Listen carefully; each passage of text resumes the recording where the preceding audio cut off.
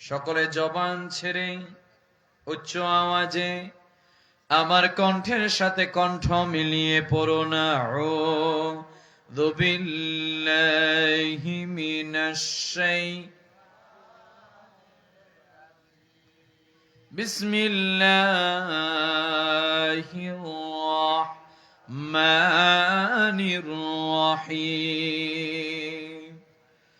ইন্নাল্লাহা ওয়া মালাইকাতাহু ইউসাল্লুনা আলান নবী ইয়া আইয়ুহাল্লাযীনা আমানু সাল্লু আলাইহি وسلموا تسليما اللهم صل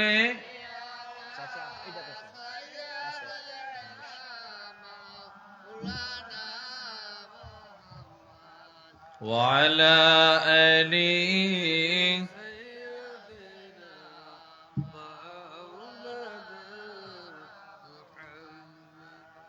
দুরূদ শরীফ পড়তে আপনাদের কষ্ট হচ্ছে নাকি? ঘুমে ধরছে? শীত বেশি না তো কম? কথা কন নাকি? এ ভাই, আমার বাড়ি তো দূরে না, আমার বাড়িও কিন্তু কালীগঞ্জে, আপনারাও কিন্তু কালীগঞ্জেরই। যদিও আমি ঢাকা থাকি, কিন্তু আমার জন্মস্থান তো কালীগঞ্জে, বক্তারপুরে। মোটামুটি 50 কিলোমিটার দূর না? আর একটু কম হবে না? না 50 হবে না, 10 কিলোমিটার বেশি হবে না তো? তো আমি তো আপনাদের ক্যাপাসিটি কেমন আছে মনোযোগ নেওয়ার মতো আমার জানা আছে। আবার আপনার একটু শহর কেন্দ্রিক, the age of science and technology, এটা তো বিজ্ঞানের যুগ, এখন আপডেট হয়ে গেছে। তো আমার জানা আছে, আমি প্রথমেই রিকোয়েস্ট করছি, যেহেতু এলাকার মানুষ আমরা চলে আসব, প্রিয় উপস্থিতি, আমরা যে কাজটি করছি কাজটির নাম হচ্ছে দুরূদ শরীফ। নাম কি? প্লিজ আমাদেরগুলো একটু ক্লাস সিস্টেমে হয়তো একটু সাউন্ডের আপনি উত্তর দিবেন।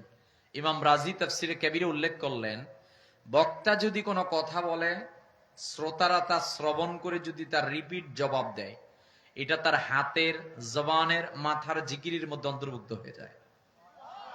এজন্য আমি যদি মাঝে মধ্যে সুবহানাল্লাহ বলি, আওয়াজ দিবেন, একটু প্রশ্নের উত্তর দিবেন। দিবেন না ইনশাআল্লাহ? জিন্দা আছেন তো সবাই? দেখি কে কে জিন্দা নাই, তারা হাত তোলেন। হাত কি রাখমু না ফালাই দিমু? ফালাই দিই না, মনোযোগ আছে আপনাদের, আমি বুঝতেছি, একটু আর কি টেস্ট করলাম কেমন আছে। দেখেন, কাজ যখন করবেন দুইটা জিনিসের সমন্বয় করবেন, একটা হচ্ছে আবেগ আর একটা হচ্ছে বিবেক। শুধু আবেগ থাকলেও সমস্যা, আবার শুধু বিবেক থাকলেও সমস্যা। কথা বল না, দুইটা থাকতে হবে, এজন্য একটু খেয়ালও রাখতে হবে। একটু আওয়াজ দিয়ে সবাই বলেন তো একবার সুবহানাল্লাহ। ওরে মাশাআল্লাহ, আওয়াজ তো আছে, আবার বিরিয়ানিও আছে আপনাদের জন্য। মাশাআল্লাহ বলেন, আওয়াজ দিয়ে বলেন আলহামদুলিল্লাহ, আওয়াজ দিয়ে বলেন আল্লাহু আকবার। 11.5 লক্ষ হাদিসের পণ্ডিত ইমাম আহমদ ইবনে হাম্বল মুসনাদে আহমদের 21,716 নম্বর হাদিসে উল্লেখ করলেন, নবীজি আমাদেরকে 1500 বছর আগে জানালেন, ইন্না লিল্লাহি ওয়া মালাইকাতান সাইয়াহিনা ফিল আরদি ইউবাল্লিগুনি আন উম্মতিস সালাম। উম্মত, আমি যখন এই দুনিয়া থেকে চলে যাব, আমি দুনিয়া থেকে চলে যাওয়ার পর আমার উম্মতেরা তোমরা যখন আমার প্রতি দুরূদ শরীফ পড়বে, আল্লাহ হাবিব সাল্লাল্লাহু আলাইহি ওয়াসাল্লাম আমাদেরকে জানালেন, তুমি যখন আমার প্রতি দুরূদ শরীফ পড়বে, একদল ফেরেশতারা তোমার দুরূদ শরীফটা সোনার মদিনায় নিয়ে আসবে। সামিইতু ওয়াজিবতু ওয়ারিফতু, আমি শুনবো, আমি চিনবো, রওজা শরীফ থেকে নিজে আমি তোমাদের দুরুদে সালামের জবাব দিব। তাহলে নবী সাল্লাল্লাহু আলাইহি ওয়াসাল্লাম যদি আপনার আমার দুরুদের সালামের জবাব দেন, তাহলে ওই দুরূদ শরীফ আসতে হবে না জোরে হবে? মাশাআল্লাহ। তাহলে একটা জবান বন্ধ রাখবেন না, লাউডলি জবান ছেড়ে উচ্চ আওয়াজে সকলে পড়েন আল্লাহুম্মা। মাশাআল্লাহ।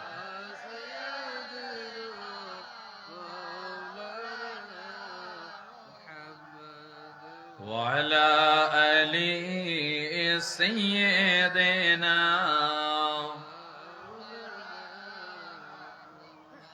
এই দুনিয়া পড়ে থাকবে, আমরা একদিন থাকবো না। সবাই মোদের বলে যাবে, নবীজি আপনে ভইলেন না। আল্লাহ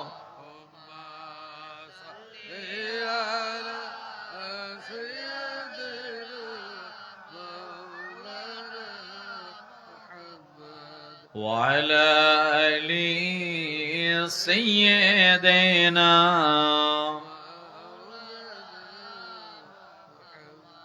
जबकि सरकार तशरीफ लाने लगे, होरो गिल्मा भी खुशियां मनाने लगे। जबकि सरकार तशरीफ लाने लगे, होरो गिल्मा भी खुशियां मनाने लगे। हर तरफ नूर की रोशनी मिल गई, मुस्तफा क्या मिले जिंदगी मिल गई। ए हलीमा तेरी गुद में आ गई,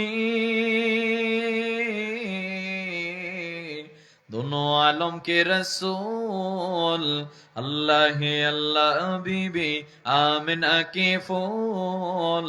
अल्लाह अल्लाह ला इलाहा ला इलाहा माशाल्लाह ला इलाहा।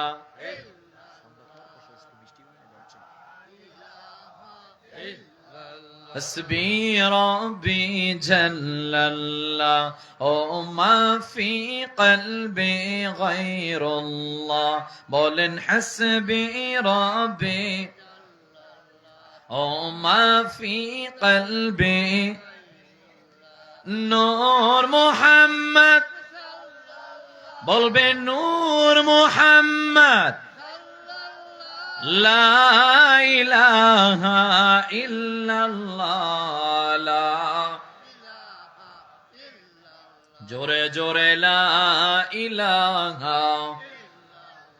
তুমি কেউরে বানাইলা সফিউল্লাহ, তুমি কেউরে বানাইলা রুহুল্লাহ। বলেন তুমি কেউরে বানাইলা সফিউল্লাহ, তুমি কেউরে বানাইলা রুহুল্লাহ। মোর নবীকে বানাইলা তুমি, মোর নবীকে বানাইলা তুমি। নূর মোহাম্মদ সাল্লাল্লাহু লা ইলাহা। ভালো লাগে লা ইলাহা, কলবেতে লা ইলাহা। বহু দূরে মদিনা, আমরা কেমনে যাব জানি না। বলেন বহু দূরে আমরা কেমনে যাব। দয়া কর দয়াল আল্লাহ, দয়া কর পুরাও মনের বাসনা। লা ইলাহা আল্লাহ আল্লাহ।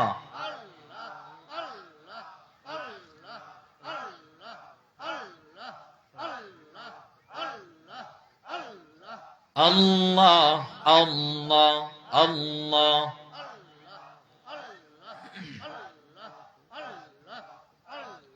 লা ইলাহা ইল্লাল্লাহু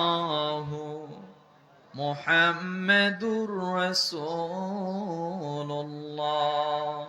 সাল্লাল্লাহু তাআলা আলাইহি ওয়াসাল্লাম।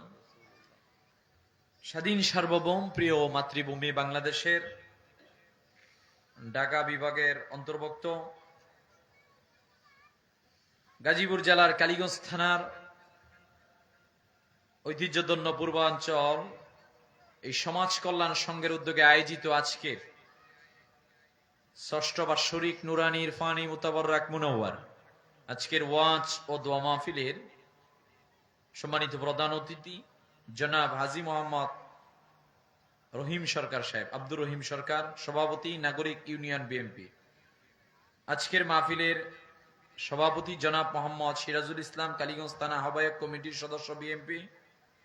বিশেষ করে আজকের মাহফিলের অন্যতম আলোচক আপনাদের এলাকার কৃতি সন্তান মুফাসসিরে কোরআন গাজী রিয়াজুল হাসান আল কাদরি সাহেব। উদ্বোধক জনাব মোহাম্মদ জাহাঙ্গীর আলম পলাশ, সাধারণ সম্পাদক নাগরিক ইউনিয়ন বিএনপি।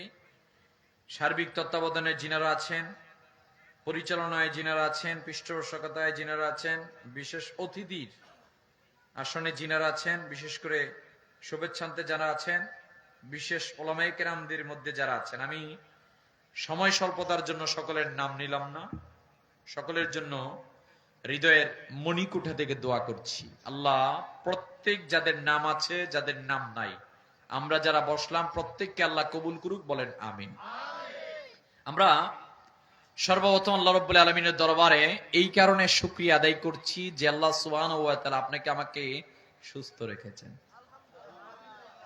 কারণ আল্লাহ যদি চাইতেন ঠিক এই মুহূর্তের মধ্যে আপনাকে আমাকে ঢাকার মধ্যে হসপিটালে ভর্তি অবস্থায় রাখতে পারতেন।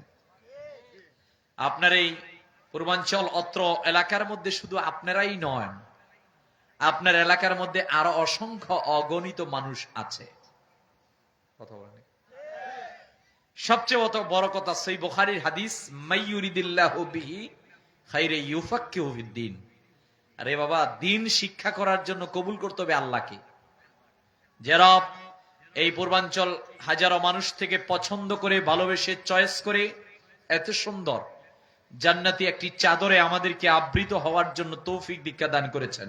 আসুন সে রবের দরবারে কালিমাতুশ শুকর আদায় করে লাউডলি, উচ্চ আওয়াজে, জবান ছেড়ে আমরা সকলের সমস্বরে সিংহ শার্দুলের মতো আওয়াজ ছেড়ে বলি আলহামদুলিল্লাহ। বলুন রব্বানা লাকাল হামদ হামদান কাসীরান তাইয়িবান মুবারাকান ফীহি।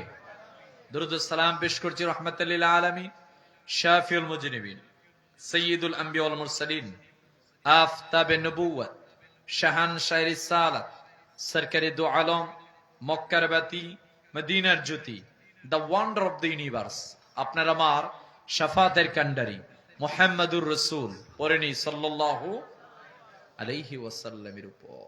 সেই নবীজির উম্মত আল্লাহ সুবহানাহু ওয়া তাআলা আপনাকে আমাকে বিনা দরখাস্তে করেছেন, এজন্য আমরা জবানটা ছেড়ে আরেকবার পড়ছি আলহামদুলিল্লাহ। সম্মানিত উপস্থিতি, রাত্র গভীরের দিকে দাবিত হচ্ছে। আমি প্রথমেই হৃদয়ের মণিকুঠা থেকে পূর্বাঞ্চল এই সমাজ কল্যাণ সংঘের আমার প্রিয় ভাইদেরকে আমি মোবারকবাদ জানাচ্ছি। আপনারা এখন এই পূর্বাঞ্চলে আছেন, আপনারা আপডেট হয়েছেন, কথা ঠিক। আজকে আমাদের বাড়িতে টাকা পয়সার অভাব নাই, কথা ঠিক। ছেলে সন্তানের অভাব নাই, কথা ঠিক। সহায় সম্পত্তির অভাব নাই, কথা ঠিক। তবে আজকে আমাদের মধ্যে একটা জিনিস নাই, যেটা আমাদেরকে ছেড়ে চলে যাচ্ছে, সেটা হলো মনের শান্তি। আরে কথা কন নাকি? আছে তো না? এটা খুব কম সংখ্যক লোক, খুবই কম সংখ্যক লোক। কারণ আজকের মানুষদের কাছে যখন প্রশ্ন করি, মানুষটা বলে ডিপ্রেশনে পড়ে গেছে, হতাশায় আছে। 10 সন্তান আছে, সন্তানকে প্রতিষ্ঠিত করতে পারতেছি না। সহায় সম্পদ আছে, আরেকজন দখলদারি করা শুরু করে দিয়েছে। মানে নানাবিধ, এক একজনের যেন মনের আক্ষেপটাই শেষ হচ্ছে না।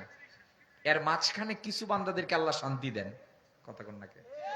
ওই বান্দাদেরকে আল্লাহ দুনিয়ায়ও দিবেন, আখিরাতেও দিবেন ইনশাআল্লাহ, বলেন। আমি ধন্যবাদ জানাচ্ছি আপনাদেরকে, সমাজ কল্যাণ সংঘের ভাইদেরকে, যারা সমাজকে বিনির্মাণের জন্য, সমাজকে পরিবর্তনের জন্য অন্তত পক্ষে আপনার এই সমাজের, এই এলাকার, এত অঞ্চলের মাঝখানে এই যে একটা জান্নাতের বাগান সাজালেন।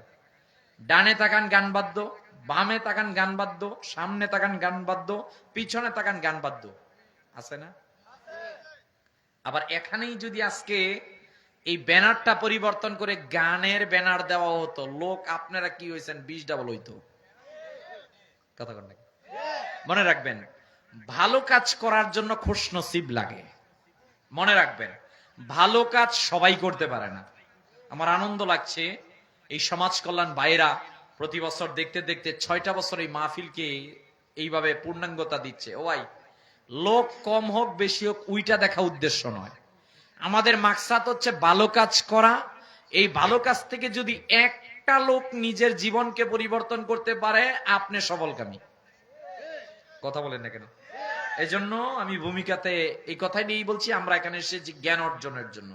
Knowledge, to know what we know and to know what we do not know, that is wisdom. আপনি যেটা জানেন ওইটা আরো জানা, কারণ পৃথিবীতে জানার কোনো শেষ, আর যেটা জানেন না ওইটা জানা। তো আমি ছোট্ট মানুষ বসেছি, আল্লাহ চাইলে আমার জবান থেকে এমন কথা বাইরেও করাতে পারেন যেগুলো আমাদের জন্য প্রয়োজন। ইনশাল্লাহ আমরা কিছু সময় বসবো তো, ইনশাল্লাহ মনোযোগ আছে তো ইনশাল্লাহ। আল্লাহ কবুল করুক, সকলে বলেন আমিন। বিসমিল্লাহির রহমানির রহিম। ওয়াদ-দুহা ওয়াল-লাইলি ইযা সাজা মা ওয়াদ্দাআকা রাব্বুকা ওয়া মা ক্বালা ওয়ালাল আখিরাতু খায়রুল লাকা মিনাল উলা ওয়ালাসাউফা ইউতিকা রাব্বুকা ফাতারদা ইলা আখিরি সূরা।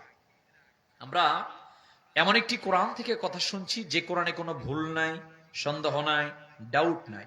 The Quran itself is a miracle and cannot be imitated by men.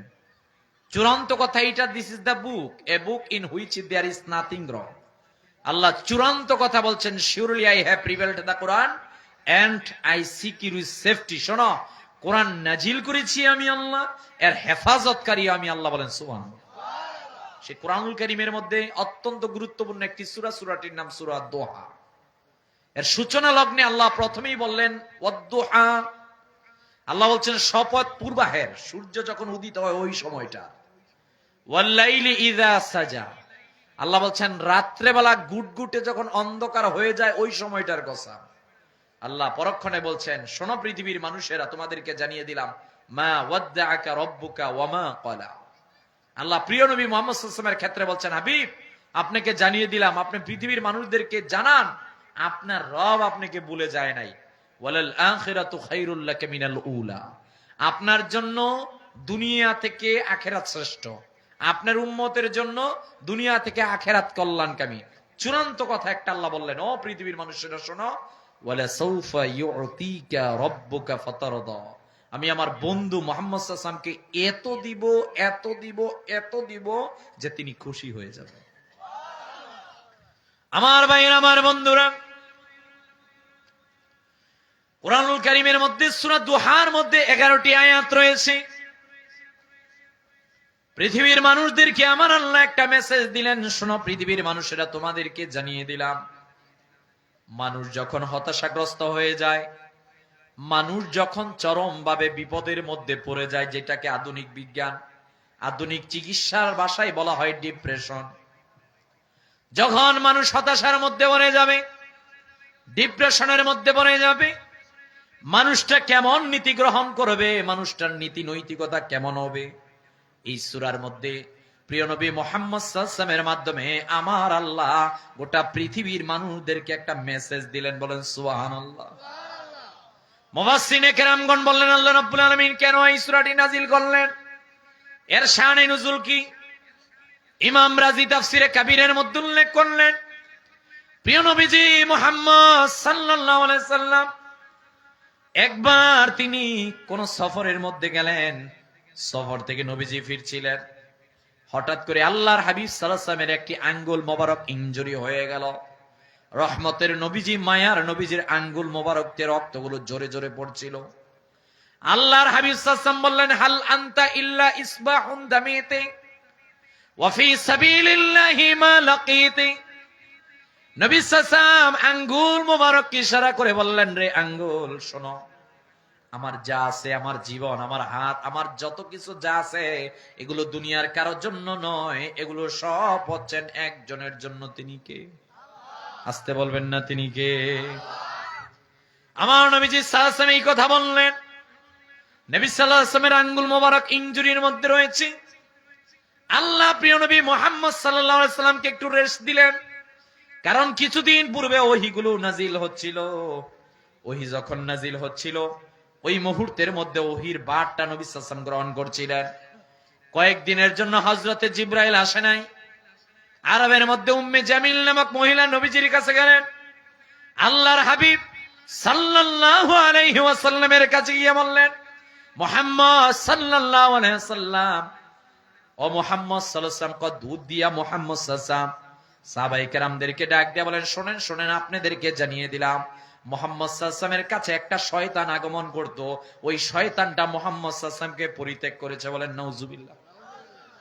কত উদ্দিয়া মুহাম্মদ সাল্লাল্লাহু আলাইহি ওয়াসাল্লাম বলছে, আপনারা মুহাম্মদ সাল্লাল্লাহু আলাইহি ওয়াসাল্লামের কাছে যাবেন না, তিনি নিজেকে নবী রাসূল দাবি করেন, ওনার কাছে একটা শয়তান আগমন করত। নাউজুবিল্লাহ বলবেন না? এই শয়তান দিয়ে হযরত জিবরাইলকে ইন্ডিকেট করেছে। আর একটা কথা বলল, শোনেন, তিনি যেই আল্লাহর দাওয়াত দিয়েছেন ওই আল্লাহ ওনাকে ভুলে গেছেন। নাউজুবিল্লাহ। আমার আল্লাহ রাব্বুল আলামিন ডাক দিয়ে বলেন, হাবিব, তামাম পৃথিবীর মানুষদেরকে আপনি জানিয়ে দেন, উম্মে জামিল আরবের কাফেররা আপনাকে ইন্ডিকেট করে এই কথা বলল, আমি আল্লাহ ভুলে গেছি। জিবরাইল ভুলে গেছেন? না না না, জবাব দেন, আপনি নিজেই জবাব দেন। আল্লাহ রাব্বুল আলামিন নাজিল করলেন, ওয়াদ-দুহা ওয়াল-লাইলি ইযা সাজা মা ওয়াদ্দা'আকা রাব্বুকা ওয়া মা ক্বালা। বলেন আল্লাহু আকবার। ফাআনজালাল্লাহু মিন সূরাতিদ দুহা, আল্লাহ রাব্বুল আলামিন সূরা দুহা নাজিল করে দিলেন। প্রিয় নবীজিকে ডাক দিয়ে বলেন, বন্ধু, তামাম পৃথিবীর মানুষদেরকে আপনি জানিয়ে দেন, ওয়াদ-দুহা, আমি আল্লাহ দিনের বেলা আপনাকে বলি নাই, ওয়াল-লাইলি ইযা সাজা, আমি আল্লাহ রাত্রি বেলাও আপনাকে বলি নাই। ও বন্ধু, পৃথিবীর মানুষদেরকে জানিয়ে দেন, মা ওয়াদ্দা'আকা রাব্বুকা ওয়া মা ক্বালা, আমি আল্লাহর পক্ষ থেকে সিদ্ধান্ত হলো এইটা চূড়ান্ত সিদ্ধান্ত, বন্ধুরে, আপনার রব আপনাকে কখনো পরিত্যাগ করে নাই। বলেন সুবহানাল্লাহ। এখানে সুয়ালে মুকাদ্দার এসেছে, ওলামায়ে কেরাম থাকলে আমার কথাটা বুঝতেন। যাই হোক, প্রশ্নের জবাব দেওয়া হয়েছে যে এরা বলল আল্লাহ তাআলা মুহাম্মদ সাল্লাল্লাহু আলাইহি ওয়াসাল্লামকে ভুলে গেছেন। আল্লাহ এখানে ওয়াদ-দুহা বললেন, ওয়াল-লাইলি ইযা সাজা বললেন, এখানে আল্লাহ কসম খেয়েছেন। কি খেয়েছেন? আমি আজকে জুমার নামাজ পড়েছি, সকালে আমার ভাইয়ের সাথে কথা হয়েছে, আবার রাত্রে বেলা যখন ঢাকা থেকে রওনা হবো ভাইয়ের সাথে কথা হয়েছে। আমি মনে করেন দুপুর বেলা বাইরে বললাম, ভাই আপনার পূর্বাঞ্চল সমাজ কল্যাণ সংঘের মাহফিল, আমি আসব। সন্ধ্যার সময় উনি আবার ফোন দিয়েছেন, আমি বললাম, ভাই আল্লাহর কসম আমি আসব। এই যে আমি আসব আর আল্লাহর কসম আমি আসব, দুইটার মধ্যে পার্থক্য আছে কিনা? মাশাআল্লাহ, তাফসীর বুঝতেছেন। আকাশ পাতাল পার্থক্য। মান হালাফা, যে ব্যক্তি কসম খায় আল্লাহর নামে, সে প্রকৃত মুসলমান, ইমানদার হলে সে মিথ্যা কথা বলতে পারে না। কথা বলেন না? রব্বুল আলামিন কোরআনের বিভিন্ন জায়গায় কসম খেলেন, যেমন সূরা ইয়াসিনের সূচনা লগ্নে আল্লাহ বললেন, ইয়াসিন ওয়াল কুরআনিল হাকীম ইন্নাকা লামিনাল মুরসালিন। সূরা ইয়াসিনের সূচনা লগ্নে আল্লাহ বললেন, ইয়াসিন ওয়াল কুরআনিল হাকীম, বিজ্ঞানময় কোরআনের কসম। আমার আল্লাহ রাব্বুল আলামিন মানুষের জীবনের সবচেয়ে দামি সম্পদ, দামি জিনিসের নাম সময়ের কসম খেতে গিয়ে সূরা আসরের মধ্যে বললেন, ওয়াল আসরি ইন্নাল ইনসানা লাফি খুসর।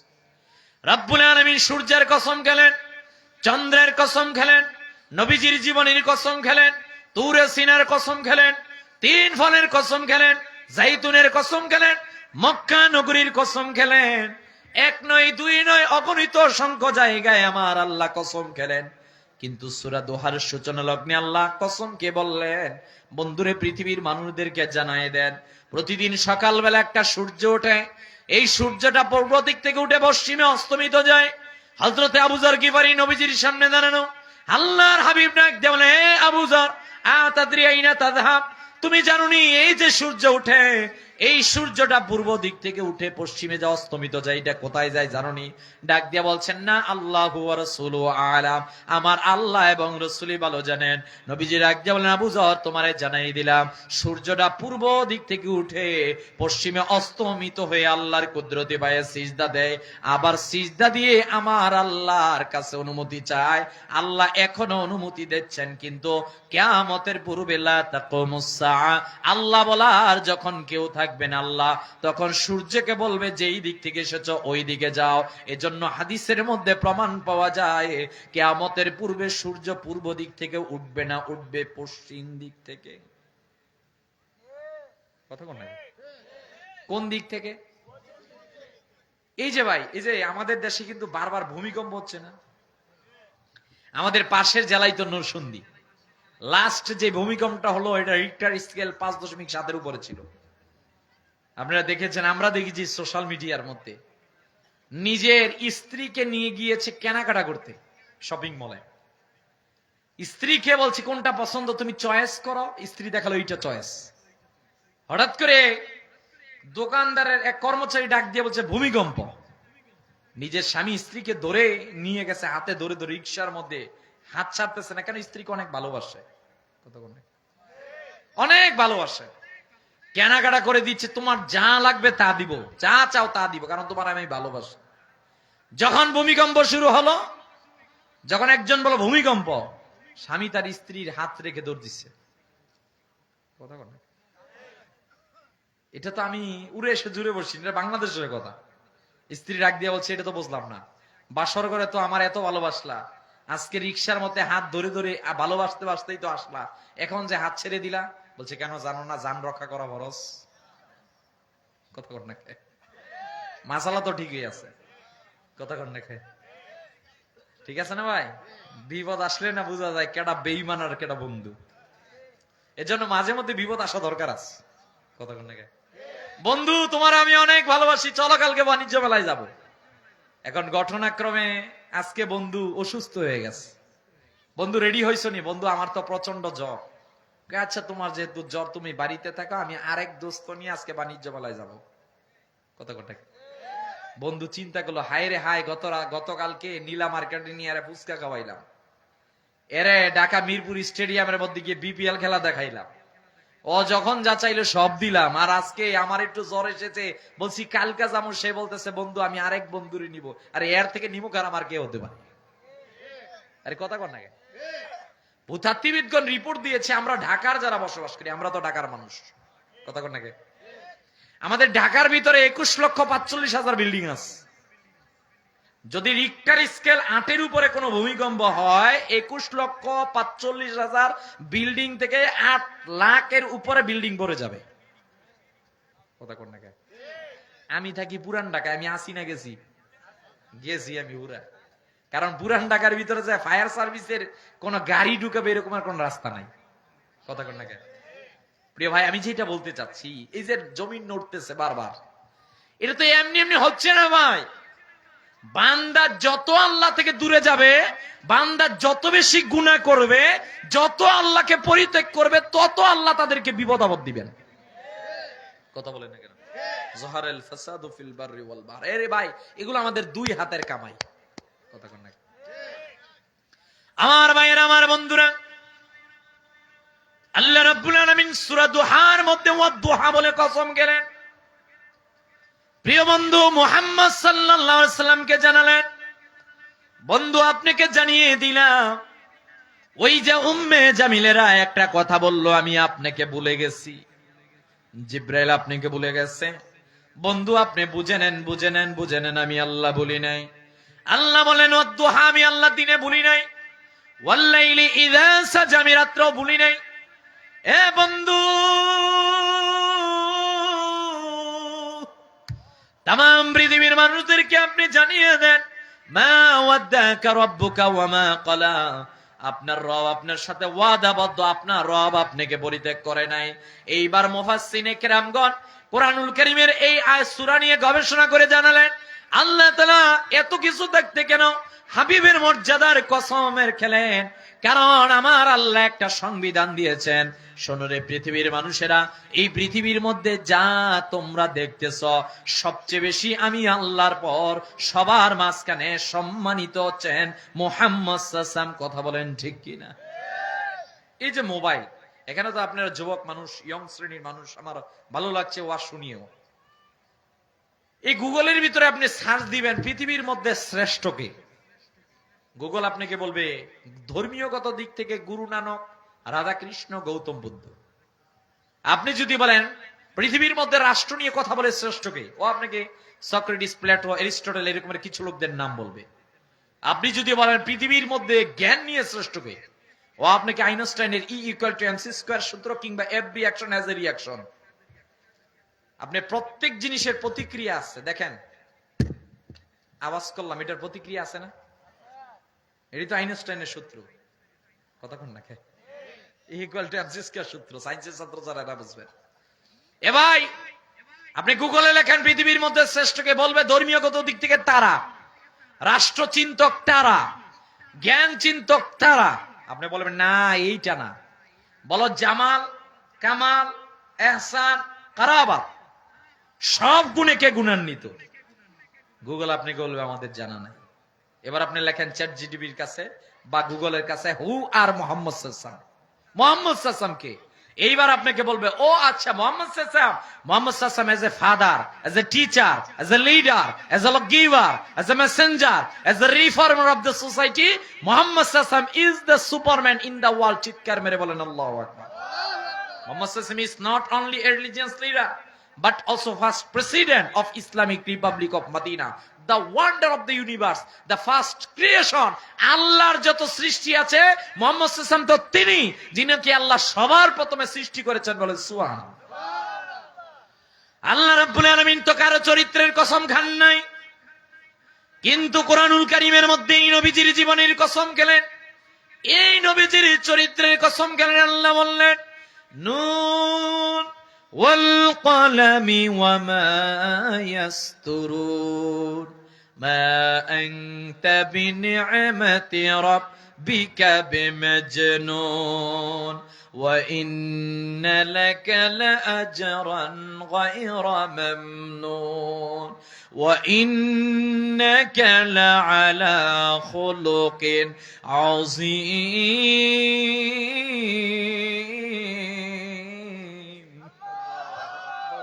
কোরআনে আল্লাহ 4 বার আজিম বলেছে। কয়বার? একটা কোরআনের ব্যাপারে বলেছে, একটা আরশ আজিমের ব্যাপারে বলছেন, আরেক জায়গায় আল্লাহ রাব্বুল আলামিন ডাক দিয়ে বলছেন শোনো আমার হাবিব মুহাম্মদ সাল্লাল্লাহু আলাইহি ওয়াসাল্লামের চরিত্র হচ্ছে আজিম। এ ভাই, পৃথিবীর মধ্যে সবচেয়ে বড় মহাসমুদ্র প্রশান্ত মহাসমুদ্র। প্রশান্ত মহাসাগরের সবচেয়ে গভীরতম জায়গা না মারিয়ানা ট্রেঞ্চ। এটা সমুদ্রের উপরিভাগ থেকে নিচে 36,000 ফুট গভীরতা। আল্লাহু আকবার। পৃথিবীর সবচেয়ে বড় পাহাড় মাউন্ট এভারেস্ট, এটা জমিনের নিচ থেকে উপরে প্রায় 29,029 ফুট। আপনি যদি মাউন্ট এভারেস্টকে মারিয়ানা ট্রেঞ্চের ভিতরে ফেলে দেন, তারপর আপনার হাতে প্রায় 7,000 ফুট থাকবে। সুবহানাল্লাহ।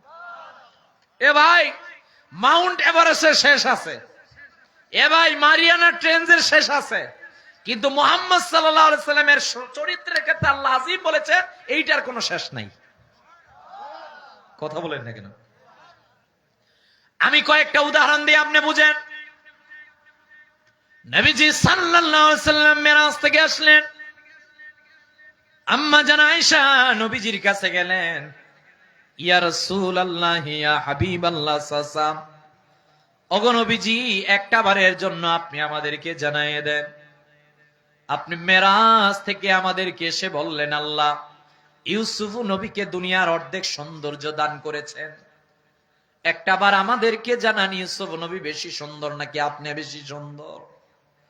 আমার নবীজির একদম আয়েশা তোমারে আমি জানাই দিলাম, ওয়াল্লাহি লাউ রাআইনা জাবিনাহু সাল্লাল্লাহু আলাইহি ওয়াসাল্লাম লা আসারনা বিতাকদিস সুদুরি আলা ইয়াদি।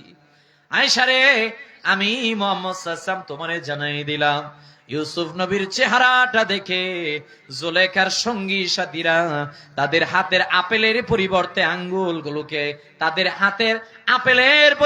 আঙ্গুলগুলোকে কেটেছিল। রে আয়েশা, তোমারে জানাই দিলাম, তারা যদি তোমার স্বামী মুহাম্মদ সাল্লাল্লাহু আলাইহি ওয়াসাল্লামের চেহারা একবার দেখতো, আঙ্গুল নয়, তারা তাদের কলিজাটাকে কেটে কেটে টুকরা টুকরা করে দিত।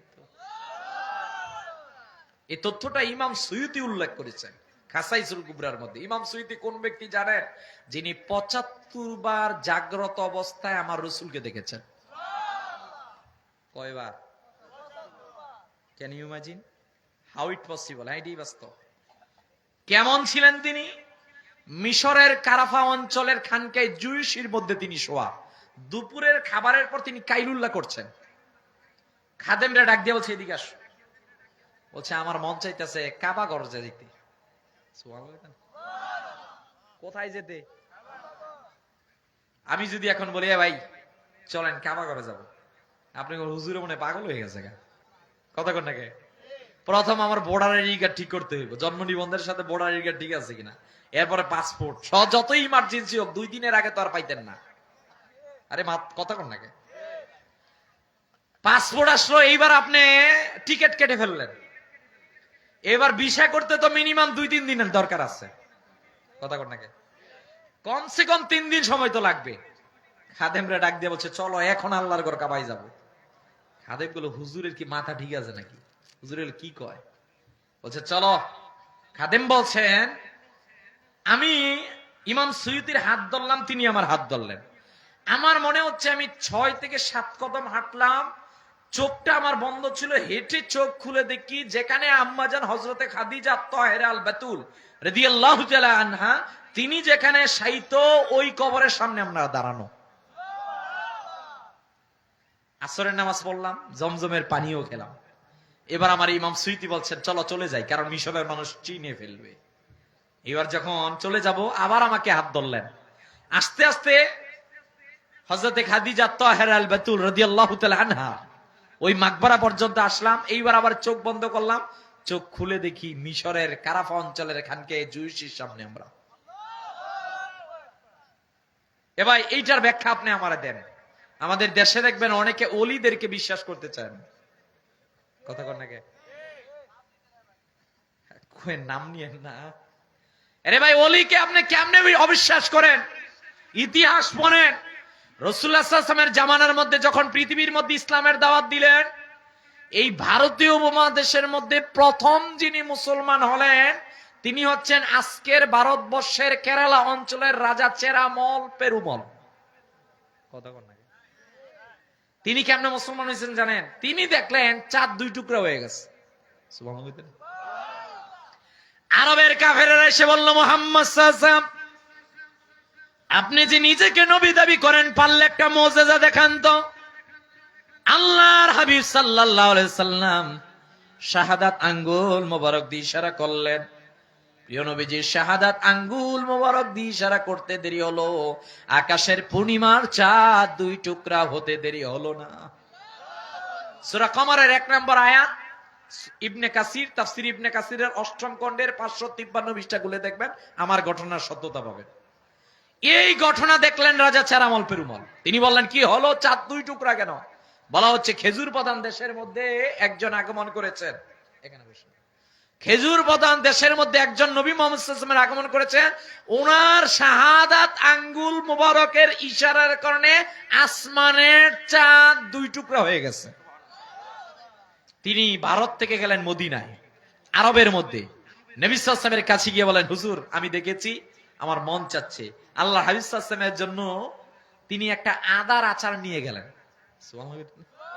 আবু সাইদ খুদরি রাদিয়াল্লাহু আনহু এই হাদিসটা বর্ণনা করছেন। নবী সাল্লাল্লাহু আলাইহি ওয়াসাল্লাম যখন আদার আচার দেখলেন, আল্লাহ হাবিব সাল্লাল্লাহু আলাইহি ওয়াসাল্লাম খুব খুশি হয়ে বললেন, তুমি হচ্ছ মালিকুল হিন্দ, তুমি হিন্দুস্তানের রাজা। সুবহানাল্লাহ। তিনি আল্লাহ হাবিব সাল্লাল্লাহু আলাইহি ওয়াসাল্লামের কাছে হাত দিলেন, নবী সাল্লাল্লাহু আলাইহি ওয়াসাল্লাম তাকে মুসলমান বানালেন। এই সাবকন্টিনেন্ট ভারতীয় উপমহাদেশের প্রথম মুসলমান। এর পরবর্তীতে 712 মুহাম্মদ বিন কাসেম, এর পরবর্তীতে 1203 ইখতিয়ার উদ্দিন মোহাম্মদ বিন বখতিয়ার খলজি, এর পরবর্তীতে 1304 শাহজালাল ইয়ামিনী। আস্তে আস্তে আস্তে আজকে আমরা 90% মুসলমান। কথা বল নাকি? প্লিজ হক্কানি অলিদের বিরুদ্ধে আঙ্গুল তুলবেন না, ওই আঙ্গুল ধ্বংস হয়ে যাবে। কথা কর নাকি? কারণ বাবা, এই যে মনে করেন আজকে এই পূর্বাঞ্চল সমাজ কল্যাণ আমার যুবক ভাইরা মাহফিল সাজালো, আপনি যদি যুবক ভাইদের অবদানকে অস্বীকার করেন তাহলে এইটাকে বলা হবে নিমুখ হারাম। কথা বল নাকি? যেই বাবা শাহজালাল ইয়ামিনী রহমাতুল্লাহ আলাইহির কারণে আজকে 90% মুসলমান আমরা, যেই শাহবরান ইয়ামিনী, নাসিরউদ্দিন সিবাসালা, এই রকমের হক্কানি আল্লাহর ওলিদের দাওয়াতের বদৌলতেই তো আজকে গোটা বাংলার প্রত্যন্ত অঞ্চল প্রত্যেক জায়গার মধ্যে আমরা মুসলমানে ভরপুর। এখন যদি কেউ এসে ওই আল্লাহর বিরুদ্ধে, ওই আল্লাহর ওলিদের বিরুদ্ধে কথা বলতে চায়, ওই হাত যদি তুলতে চায়, ওইটা আমাদের দায়িত্ব হাতকে ভেঙে দেওয়া। কথা বলেন না কেন? আপনি কার বিরুদ্ধে আঙ্গুল তুলছেন? তাহলে তো আপনি ইতিহাস ভুলে যাচ্ছেন। প্লিজ, ইতিহাস ভোলা যাবে। আমি বলছিলাম ইমাম সুয়ুতির কথা। তিনি ছিলেন 9ম শতাব্দীর মুজাদ্দিদ। প্রিয় মায়ের আমার, নবীজি ছিলেন পৃথিবীর মধ্যে সবচেয়ে সুন্দর। নবীজির চরিত্র ছিল পৃথিবীর মধ্যে সবচেয়ে সুন্দর। সুবহানাল্লাহ বলেন না? হযরতে আনাস বিন মালিক বলেন, আহারে নবীজি যেই দিন মদিনাতুল মুনাওয়ারার মধ্যে আসলেন, আনাস বিন মালিক বলেন, আমি নবীজির কাছে গেলাম, আমার মা আমাকে হাত ধরে নিয়ে গেলেন। মদিনার মানুষগুলো আল্লাহর হাবিব সাল্লাল্লাহু আলাইহি সাল্লামের কাছে হাত রেখে মুসলমান হচ্ছে। আনাস বিন মালিক বলেন, আমি যেই দিন প্রথমবার নবীজি সাল্লাল্লাহু আলাইহি সাল্লামকে দেখলাম, প্রথম দৃষ্টি যখন মায়ার নবীজির দিকে গেল, আমার ভিতর থেকে কে জানি ডাক দিয়া বলল, আনাস রে, তোমারে জানাই দিলাম পৃথিবীর সবাই মিথ্যা হতে পারে, কিন্তু মুহাম্মদ সাল্লাল্লাহু আলাইহি সাল্লাম কখনো মিথ্যা হতে পারেন না। আনাস বিন মালিক বলেন, আল্লাহর হাবিবের সামনে আমার মা দাঁড়ানো।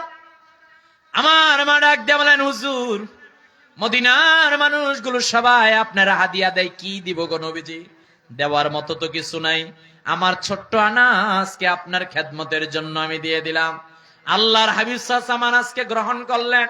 আনাস বিন মালিক বলেন, আমি 10 বছর নবীজির খেদমত করলাম।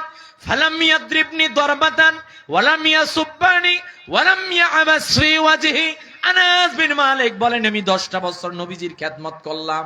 আহারে, কোন একদিন নবীজি আমারে প্রহার করেন নাই, কোন একদিন গালাগালি করেন নাই, বরঞ্চ কোন কাজের জন্য নবীজি যদি আমাকে আদেশ করত, আমি দেখতাম নূর নবীজির চেহারা মোবারকের মধ্যে প্রথম থাকতো মুচকি হাসি।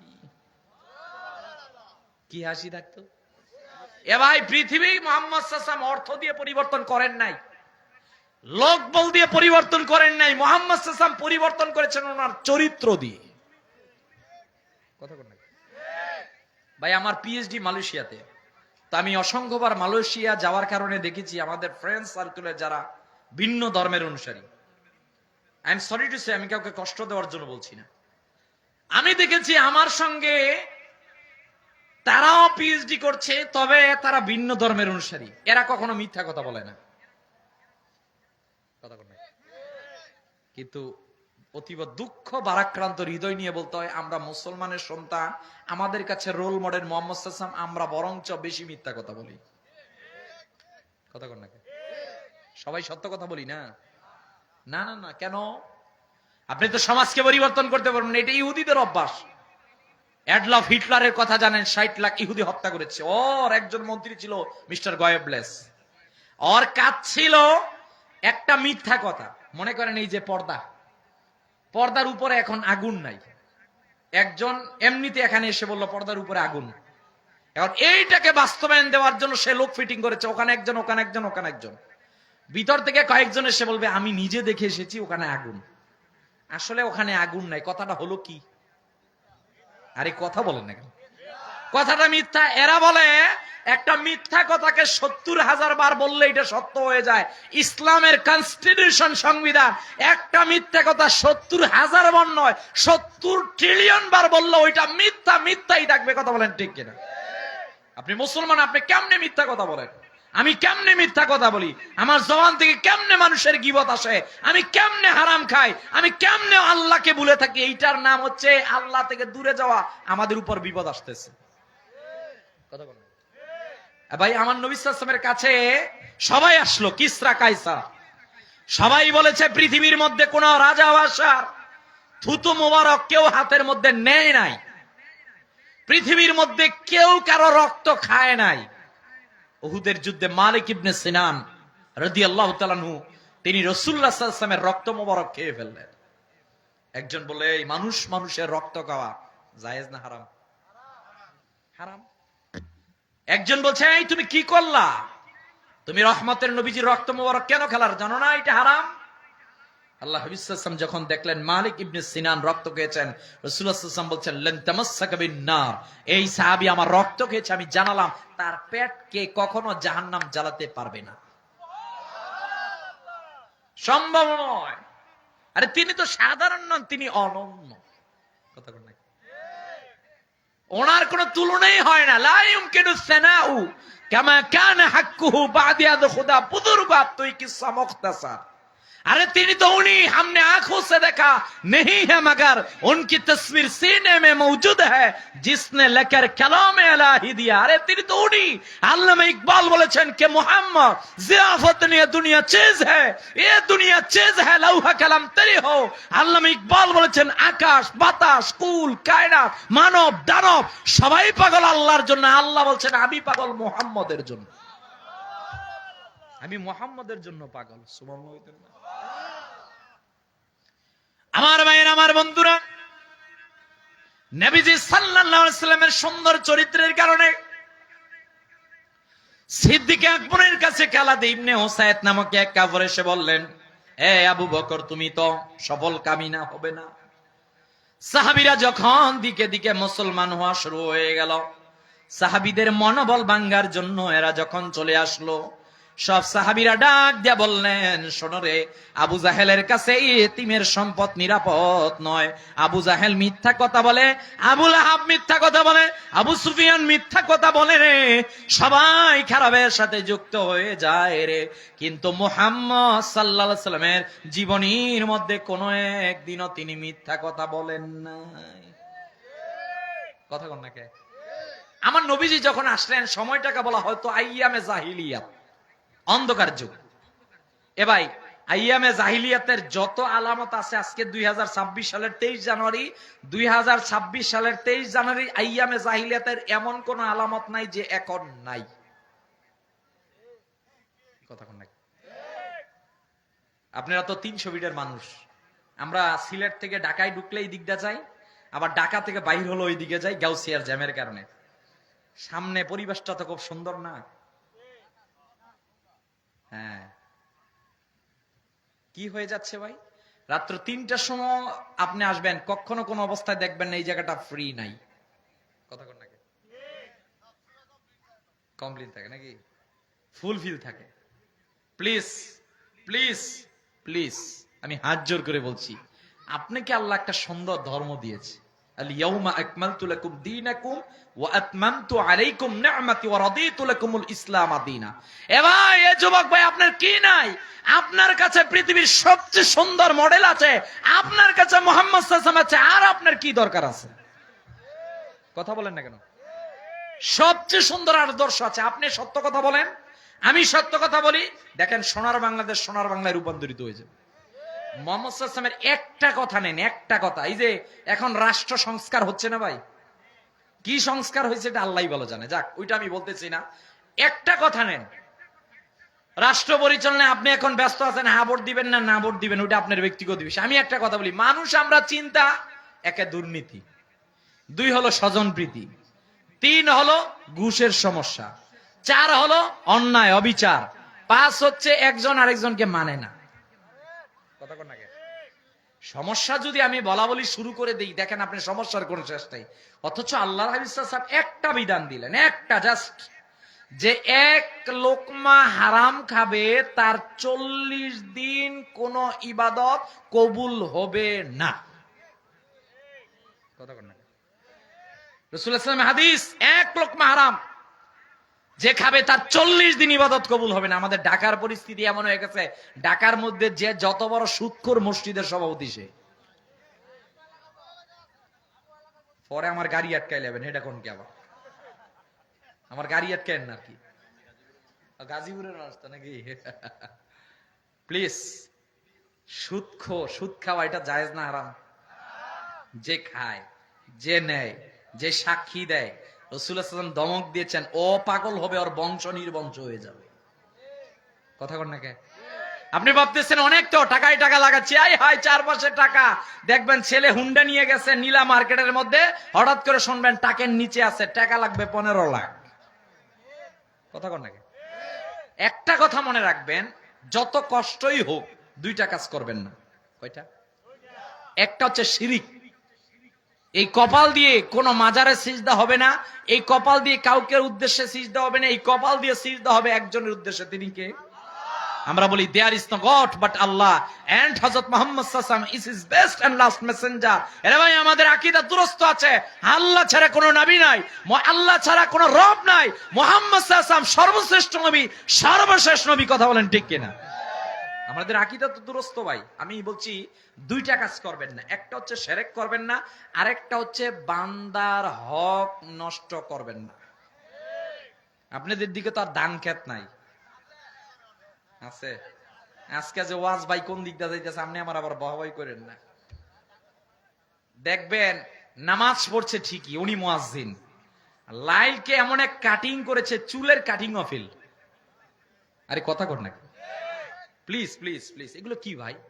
আপনি তো সর্বশ্রেষ্ঠ নবীর উম্মত, আপনার আদর্শ তো সুন্দর, আপনি রাস্তা দিয়ে যাবেন, আপনার আদর্শ থেকে বিধর্মীরা মুসলমান হবে।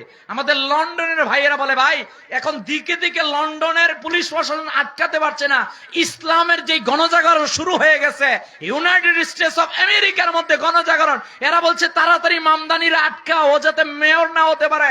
ইহুদিরা মিটিং এ ভরে বসে গেল, যত ডলার দরকার সব দিব, যত যা কিছু দরকার সব দিব, মুসলমানদেরকে আটকাও। পৃথিবীর ইহুদিরা খ্রিস্টানেরা এক হয়ে গেল, মামদানিকে মেয়র দেওয়া যাবে না। কি হলো? এমন জনবিস্ফোরণ হলো, মামদানি শেষে মেয়র হলো। কেন রে ভাই? কেন হচ্ছে ভাই? কারণ কি? তাদের কাছে আদর্শ আছে। কথা বল না, তারা শিখে আদর্শ প্রচার করতে পারতেছে, কিন্তু আমরা করতে পারতেছি না। আমরা তো নামাজই পড়ি না। কথা বল না, নামাজ প্লিজ প্রতিদিন 2 রাকাত করে 365 দিনে 730 রাকাত ফজরের নামাজ ফরজ, বছরে 1460 যোহর, 1460 আসর, 1095 মাগরিব, 1460 এশা। একজন প্রাপ্ত বয়স্ক নারী পুরুষের উপর বছরে প্রতিদিন 5 রাকাত করে 6205 রাকাত নামাজ পড়া ফরজ। কথা বলে, আর আপনি আমি সকালে ঘুম থেকে উঠি 9:30টায়, কম হয় নাকি? আলহামদুলিল্লাহ। এই যুবক যখন হাতে মশাল নিবে, এই যুবক যুগ জামানা পাল্টে দিতে চাই না অনেকজন, এক মানুষই আনতে পারে জাতির জাগরণ। কথা বলেন না কেন? এক মানুষ আনতে পারে, এক মানুষ। এজন্য প্লিজ, আমি কিন্তু কাউকে কষ্ট দেওয়ার জন্য বলছি না, আমি বলছি এই কারণে, আমরা যারা নামাজ পড়ি না নামাজটা ধরে ফেলবো। পৃথিবীর মধ্যে নামাজকে মাইনাস করে কেউ স্মার্ট হয়েছে এরকমের কোন মুসলমানের সংজ্ঞা হতে পারে না। কারণ আপনি বিসমিল্লাহর বা থেকে মিনাল জিন্নাতি ওয়ান নাসের সিন পর্যন্ত বিশ্বাস করেন, তাহলে কোরআন আমাদেরকে এইটাই বলছে, যার বাড়িতে নামাজ আছে, যার পরিবারে নামাজ আছে, ওই পরিবারে আল্লাহর রহমত আছে। কথা বলেন ঠিক কিনা? ফজরের নামাজের সময় ফেরেশতারা বাড়িতে আসে, ফজরের সময় প্রত্যেক বাড়ির সামনে এসে দেখে যেই মুসল্লি মসজিদে গেল, যেই বাড়িতে নামাজ হয়েছে ওই বাড়িতে রহমত দেয়, আর যেই বাড়িতে নামাজ হয় না আল্লাহর কাছে আবার যে আল্লাহ ওই পূর্বাঞ্চল এলাকার উমুকে এখন ফজরের সময় ঘুমাচ্ছে, আমি যে রহমত নিয়ে গিয়েছি কি করব? আল্লাহ বলছেন ওই গোলাম আমারে চিনতে পারে নাই, ওরে আমি সবার মাঝখানে শ্রেষ্ঠ করে তৈরি করলাম, মাত্র 5 বার বলেছি সিজদা দেওয়ার জন্য, দিতে পারে নাই। ওর পক্ষে যত রহমত বরকত নিয়ে গিয়েছিলা সব তুমি বন জঙ্গলে দিয়ে দাও। কথা বলেন না কেন? প্লিজ, এজন্য নামাজ পড়তে হবে। পড়বো তো ইনশাল্লাহ, নিয়ত আছে তো ইনশাল্লাহ। আল্লাহকে দেখানো যায়নি একবার, আল্লাহ কবুল করুক, আমিন বলেন। মাশাআল্লাহ, হাত তুলছেন, তবে অর্ধেক যে তুলছেন এটা বুঝি নাই, এটা কালকা বুঝজানি মনে ভাইয়ের কাছ থেকে। 2 নাম্বার, মুহাম্মদ সাল্লাল্লাহু আলাইহি ওয়াসাল্লাম আমাদেরকে দিলেন, এই তুমি ততক্ষণ পরিবর্তন করতে পারবা না যতক্ষণ তোমার কাছে কোরআন নাই। এ ভাই, কোরআনটা তো শুধুমাত্র আমাদের জন্য যে পাঠ্য বই, বিষয়টা তো এরকমের নয়। হ্যাঁ, আমরা জানি তিনটা জিনিসের দিকে তাকিয়ে থাকলে অটোমেটিক সওয়াব লেখা হয়। একটা হচ্ছে আল্লাহর ঘর কাবা, একটা হচ্ছে আমার জন্মদাতা মা বাবা, আর একটা হচ্ছে আল্লাহর কালাম কোরআন। তবে একটা কথা মনে নেন, একটা কথা স্মৃতি বটে, বুঝে নেন, আপনি যেই দিন কোরআনকে ছেড়েছিলেন ওই দিন আপনার রবের সাথে আপনার ডিসকানেক্ট হয়েছিল। কথা কর নাকি ভাই? কোরআন শুধুমাত্র পড়ার বই না। হ্যাঁ, পড়বেন, তাকায় থাকবেন, সওয়াব আছে। তবে কোরআন যখন আপনি পড়েন, আপনি আল্লাহর সাথে কথা বলেন। কথা বলেন না কেন?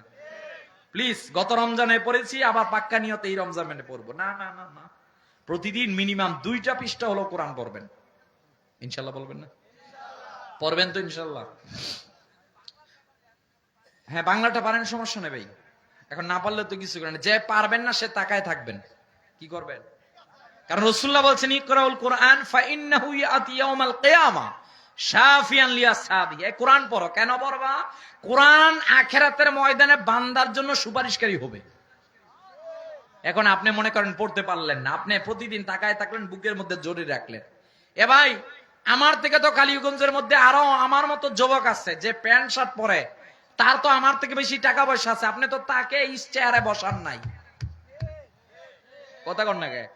আমাকে কেন আনলেন? আপনি জানেন যে গাজীপুর হুজুরের ভিতরে হয়তো বা কোরআন আছে, গাজীপুর হুজুরের ভিতরে কোরআনের সাথে সম্পর্ক আছে, এই কারণে গাজীপুর হুজুরকে দাওয়াত দিলাম। আরে ভাই, আমার সাথে আমার ক্লাসমেট আছে, তার দামি গাড়ি আছে, তার দামি কাপড় আছে, তার পরিবার দামি, সব ঠিক আছে, আপনি তাকে আনবেন না। দুইজনের মধ্যে তফাৎ ওই জায়গা, যার সম্পর্ক কোরআনের সাথে, এর সম্পর্ক ওই কোরআনের সাথে সম্পর্ক রাখার কারণে আল্লাহ মর্যাদা বাড়িয়ে দেন। আপনার ঘরে আছে কোরআন শরীফ, কোরআন শরীফের উপরে যে কাপড়টা, এটা তো ভাই বেশি টাকা দামের গজের না, এটা 100 টাকা গজের। কথা কর নাকি? কিন্তু একই করে আপনার খুব দামি একটা কাপড় আছে, ওইটা 5000 টাকা দাম। আপনি 5000 টাকা দামের ব্লেজার পরে গেল, এটাকে একবারও চুমো দিবেন না। কিন্তু ভুল ক্রমে কোরআনের সঙ্গে স্পর্শ লাগা ওই 100 টাকা গজের কাপড়টা যখন পরে যাবে, মাটিতে পড়ে গেছে, আপনি আত্ম অনুশোচনায় নিয়ে আল্লাহর কাছে ক্ষমা চাইতে চাইতে এটাকে চুমা দিবেন, আর বারবার বারবার টেনশনে পড়ে যান। কামটা কি হলো? হুজুরে ফোন দিয়ে কবেন, হুজুর ভুল হয়ে গেছে, আমি এটার কাফারা কি করব? কথা বলেন না কেন? তাহলে আমরা কোরআনের সাথে সম্পর্ক রাখবো তো ইনশাল্লাহ? তাহলে আমার সম্মানিত হাজিরিন, আল্লাহ রাব্বুল আলামিন হাবিবকে সুন্দর চেহারা মোবারক দিলেন। প্রিয় নবীজি মুহাম্মদ সাল্লাল্লাহু আলাইহি সাল্লামকে সুন্দর চরিত্র দিলেন। কোন গুণ নবীজির মধ্যে নাই? আপনি আমারে বলেন। সব গুণ নবীজির মধ্যে আছে। এরে ভাই, পৃথিবীর মধ্যে সবচেয়ে দামি জিনিসটার নাম হচ্ছে মানুষের প্রতি রহম, মানুষের প্রতি দয়া। আল্লাহর হাবিব সাল্লাল্লাহু আলাইহি ওয়াসাল্লাম বললেন, জাআলাল্লাহু আযজা ওয়া জাল্লা ওয়াবির রাহমা। আল্লাহর হাবিব ডাক দিয়ে বলে, উম্মত, তোমাদেরকে জানিয়ে দিলাম রে, আমার আল্লাহ 100 ভাগ রহমত তৈরি করেছেন। 100 ভাগ রহমত তৈরি করে আমার আল্লাহ 99 ভাগ ওনার কুদরতি হাতের মধ্যে রেখে দিয়েছে। আল্লাহর হাবিব সাল্লাল্লাহু আলাইহি ওয়াসাল্লাম বলছেন, এই 100, এই 1 ভাগকে আবার 99 ভাগ আর 1 ভাগ একদিকে গলা হয়েছে। ওই 1 ভাগের 99 ভাগ আমি মুহাম্মদ সাল্লাল্লাহু আলাইহি ওয়াসাল্লামকে দেওয়া হয়েছে। সুবহানাল্লাহ বলতেন না? আপনি একটু তাকায় দেখেন না, একটাবার কেন বুঝতে চান না? এরে ভাই, আমাদের আলোচ্য টপিক হচ্ছেন মুহাম্মদ সাল্লাল্লাহু আলাইহি ওয়াসাল্লামের জীবনী। আমার নবীজি যখন দুনিয়ার মধ্যে আগমন করলেন, উনি ওনার বাবাকে দেখতে পারেন নাই। কতক্ষণ নাকি? 6 বছর বয়সে জনম দুঃখিনী মা দুনিয়া থেকে বিদায় নিয়ে চলে গেলেন। 1 থেকে 40 বছর পর্যন্ত আরবের মানুষগুলো নবীজিকে আল আমিন বললেন, as-সাদিক বললেন। মুহাম্মদ সাল্লাল্লাহু আলাইহি ওয়াসাল্লাম থেকে ভালো কেউ নাই, কেউ নাই, কেউ নাই।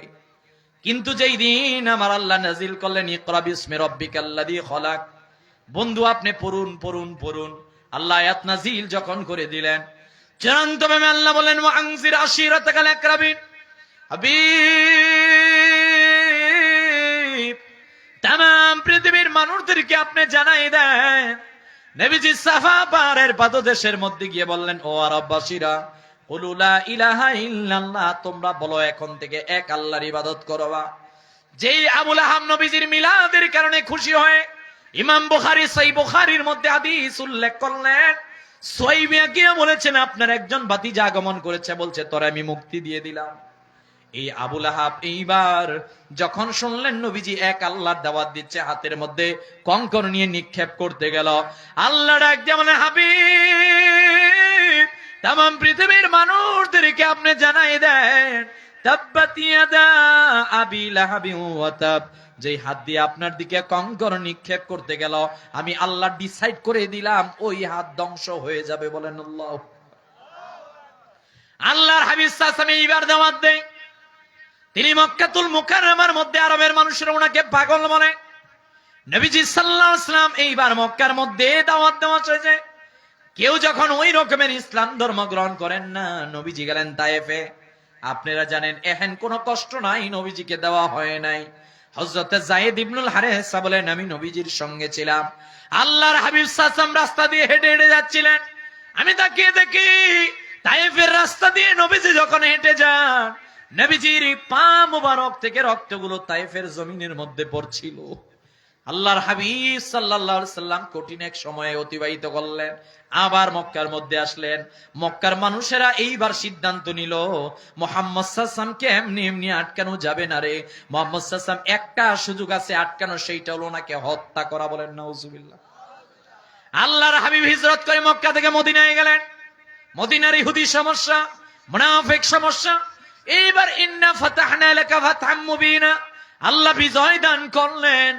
নবীজি আবার এইবার মক্কার মধ্যে চলে আসলেন। প্রিয় ভাইয়ের আমার, বন্ধুরা আমার, দেখেন ভালোবাসা কি জিনিস, ভালোবাসা কি জিনিস, ভালোবাসা কি জিনিস। ও আমার পূর্বাঞ্চলের মুসলমান, আমার নবীজি দুনিয়ার মধ্যে আসলেন, আগমন করে উম্মতের খবর নিলেন, উম্মতের জন্য আল্লাহর কাছ থেকে হাদিয়া নিলেন। আল্লাহ ডাক দিয়ে বলেন, বন্ধু পৃথিবীর মানুষদেরকে আপনি জানিয়ে দেন, আপনার আগেই পৃথিবীকে আমি পবিত্র বলি নাই। নবীজি ডাক দিলেন, উম্মত তোমাদেরকে জানাই দিলাম, জুইলাতলি আল আরদু তাহুরান ওয়া মাসজিদান, তোমরা জানাই দিলাম আনা মুহাম্মদ ইবনে আব্দুল্লাহ, আমি মুহাম্মদ সাল্লাল্লাহু আলাইহি সাল্লামের মিলাদের সঙ্গে সঙ্গে আমার আল্লাহ গোটা পৃথিবীকে পবিত্র বলে ঘোষণা দিয়ে দিলেন। নবীজি সাল্লাল্লাহু আলাইহি সাল্লাম 1 থেকে 40 বছর উম্মতের কথা চিন্তা করলেন। মক্কার মধ্যে আল্লাহর ঘর কাবার সামনে নামাজ পড়ছে, বড় বড় উটের নাড়ি বুড়িগুলো এনে নবীজির মাথা মোবারকে দেওয়া হলো। সবাই বলল, হুজুর আপনি তাদেরকে বদদুয়া দেন। নবীজি বদদুয়া দিলেন না। নবীজি তায়েফের মধ্যে গেলেন, সবাই অত্যাচার করলো, বদদুয়া দিলেন না। আম্মা জান আয়েশা বলেন, যেই দিন নবীজি দুনিয়া থেকে বিদায় নিয়ে চলে যাবেন, আমার সামনে ফাতেমা বসা, আমার সামনে আমরা সবাই বসারে, আমরা চিন্তা করলাম হয়তো বা মায়ার নবীজি আমাদেরকে, আমরা পরিবারের ভক্ত লোক হওয়ার কারণে সম্পদ দিবেন, আমাদেরকে সম্পদ গুলো বুঝিয়ে দিবেন। ওই মুহূর্তে জিব্রাইল আগমন করলেন, ইয়া রাসূলুল্লাহ ইয়া হাবিবাল্লাহ সাল্লাল্লাহু আলাইহি ওয়াসাল্লাম, নবী গো আপনাকে একটা কথা বলতে চাই, এই পৃথিবীর মধ্যে কেউ আল্লাহর বাড়িতে যেতে পারে নাই আপনি ছাড়া। বন্ধু আপনি পৃথিবীর মধ্যে সবচেয়ে সম্মানিত, কিয়ামত পর্যন্ত থাকবেন। বন্ধু আপনি আজকে দুনিয়া থেকে বিদায় নিয়ে চলে যাবেন, আমার আল্লাহ জানতে চাচ্ছেন আপনার কি আল্লাহর কাছে কোনো কিছু চাওয়া পাওয়া আছে কিনা। আমার নবীজি দুনিয়া থেকে বিদায় নিয়ে চলে যাবেন, ডাক দিয়ে বলেন, জিবরাইল একটা প্রশ্নের উত্তর আমি এখনো পাই নাই, বলো বলো আমাকে বলো, আমি চলে গেলে আমার গুনাহগার উম্মতের দায়িত্ব কে নিবে? জিবরাইল আমি যদি চলে যাই আমার গুনাহগার উম্মতের দায়িত্ব কে নিবে? হযরত জিবরাইল বলেন, আমি গেলাম আল্লাহর কাছে। কাজী আইয়াস কিতাবুশ শিফার মধ্যে উল্লেখ করলেন, আল্লাহর কাছে গিয়ে বললেন, ও রব আপনার বন্ধু জানতে চায়, বন্ধু যদি দুনিয়া থেকে চলে যায় কে দায়িত্ব নিবে? আমার আল্লাহ ডাক দিয়ে বলেন, বন্ধুরে আমি অনেক বেশি ভালোবাসি রে।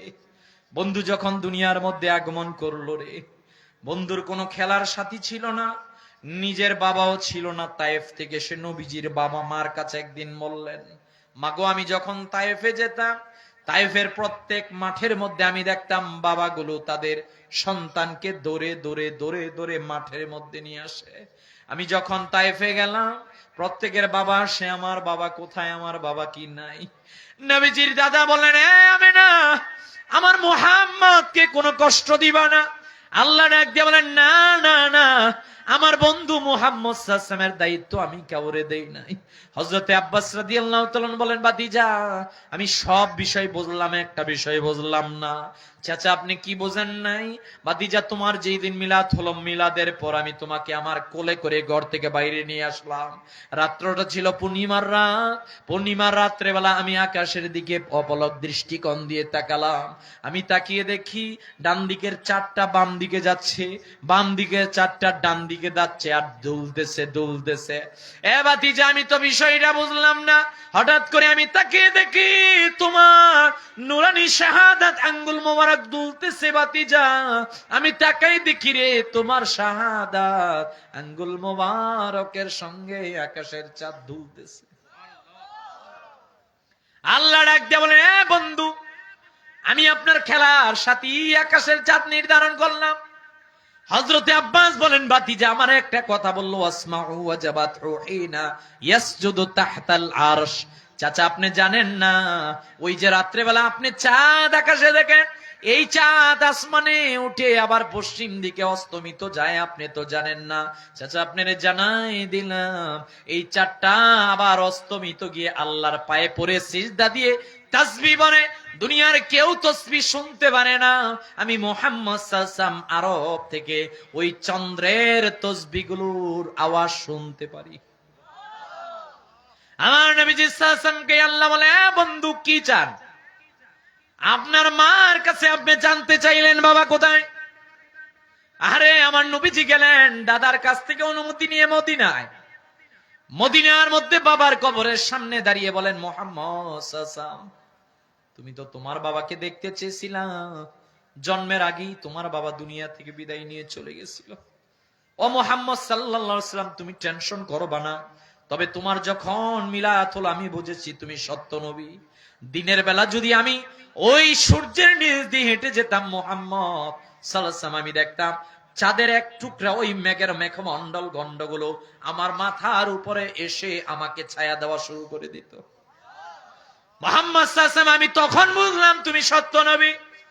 যেই দিন তোমার মিলাদ হবে রে, আমি দেখলাম আমার ঘরের দরজা বন্ধ, জানালা বন্ধ, সবকিছু বন্ধ। আমি দেখলাম আমার ঘরের মধ্যে 4 জন মহিলা দেখা যায়। আমি জিজ্ঞেস করলাম, কে গো, কি নাম, কি পরিচয়, একটাবার কি বলা যায় না? ডাক দিয়ে বলছেন, ও আমেনা, তোমার তো খবর নাই, অল্প কিছুক্ষণ পর এমন এক নবী আসবে যাকে না বানালে আমার আল্লাহ আসমান জমিন, তুমি আমেনারেও আমার আল্লাহ বানাতেন না। বলেন আল্লাহু আকবার। আমেনা ডাক দিয়ে বলেন, নারীরা, কি পরিচয়?